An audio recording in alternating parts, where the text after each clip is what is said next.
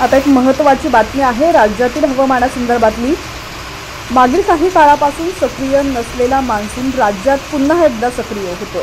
दक्षिण मध्य महाराष्ट्रात काही ठिकाणी तर मराठवाड्यात तुरळक ठिकाणी पावसाची शक्यता आहे।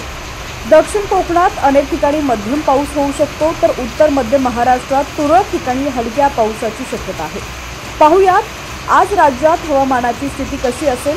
पण त्याआधी तुम्ही जर HPN मराठी न्यूज चॅनल पहिल्यांदाच पाहत असाल आणि अजूनही चॅनलला सबस्क्राइब केलेलं नसेल तर आत्ताच सबस्क्राइब करा, जेणेकरून आमचे अपडेट्स लवकरात लवकर तुमच्यापर्यंत पोहोचतील।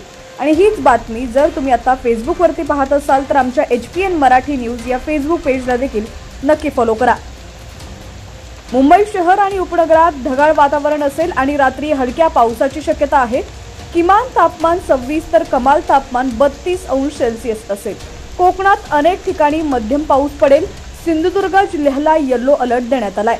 पश्चिम महाराष्ट्रातील सर्व जिल्ह्यांना येलो अलर्ट देण्यात आलाय। पुणे, सातारा, सांगली, सोलापूर आणि कोल्हापूरमध्ये जोरदार पावसाची शक्यता आहे। उत्तर महाराष्ट्रात अहिल्यानगर जिल्ह्याला येलो अलर्ट देण्यात आलाय, तर नाशिक, धुळे, नंदुरबार, जळगावमध्ये हलक्या पावसाची शक्यता आहे। मराठवाड्यात बीड आणि लातूरमध्ये तुरळक ठिकाणी मुसळधार पावसाची शक्यता आहे, तर धाराशिव, नांदेडसह परभणी, हिंगोली जिल्ह्यात जोरदार, तर छत्रपती संभाजीनगर आणि जालना जिल्ह्यात काही ठिकाणी हलक्या ते मध्यम पावसाची शक्यता आहे।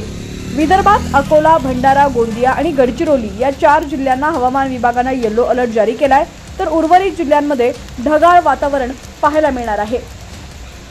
दरम्यान या ठिकाणी तुम्ही पाहू शकता पंढरपूरमध्ये आज मुसळधार पावसाने हजेरी लावलेली आहे। सकाळपासूनच आभाळी वातावरण पंढरपूरमध्ये पाहायला मिळालं।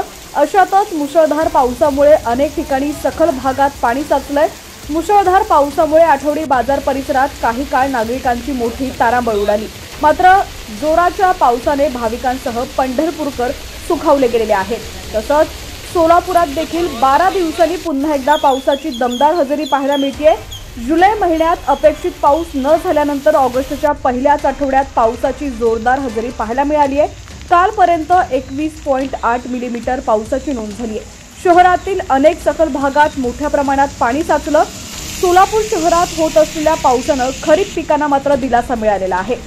या ठिकाणची ही दृश्य तुम्ही पाहताय सोलापूरमध्ये तब्बल 12 दिवसांनी पुन्हा एकदा पावसाची दमदार हजेरी पाहायला मिळालेली आहे।